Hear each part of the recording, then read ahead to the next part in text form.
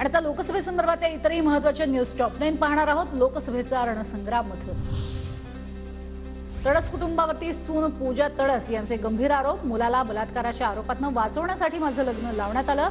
खासदार रामदास तडस यांनी मुलाला घरात ठेवून मला एकटीला बाहेर काढलं। वर्ध्यातनं पूजा तडस उमेदवारीवरतीही ठाम। तर विरोधकांनी कुटुंबातील वाद पुढे आणलाय। माझा कोणताही दोष नसताना मला ब्लॅकमेल करण्याचं काम सुरू होतं। निवडणुकांमुळे माझ्यावर आरोप केले जात असल्याचा रामदास तडस यांचा दावा। तर खासदार रामदास तडस यांची उमेदवारी मोदींनी स्वतः रद्द करायला हवी। सुषमा अंधारे यांची पूजा तडस यांच्या पत्रकार परिषदेत मागणी।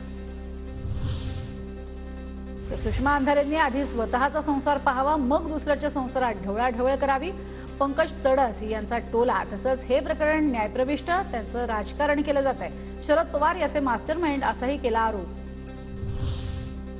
आताची निवडणूक ही विधानसभेच्या आधीची रंगीत तालीम आहे। बूथचं नियोजन करा। इस्लामपूरच्या सभेमध्ये जयंत पाटलांच्या कार्यकर्त्यांना सूचना।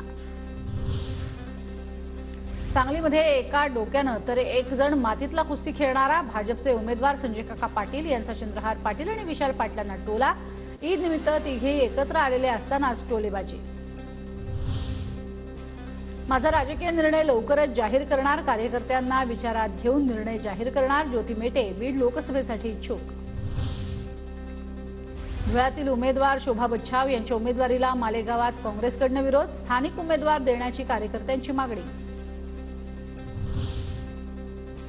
धुळ्यामधून काँग्रेसनं शोभा बच्छाव यांना उमेदवारी जाहीर केल्यानंतर काँग्रेसमध्ये तीव्र नाराजी। काँग्रेसचे जिल्हाध्यक्ष श्याम सनेर आणि ग्रामीणचे जिल्हाध्यक्ष तुषार शेवाळे यांचाही राजीनामा।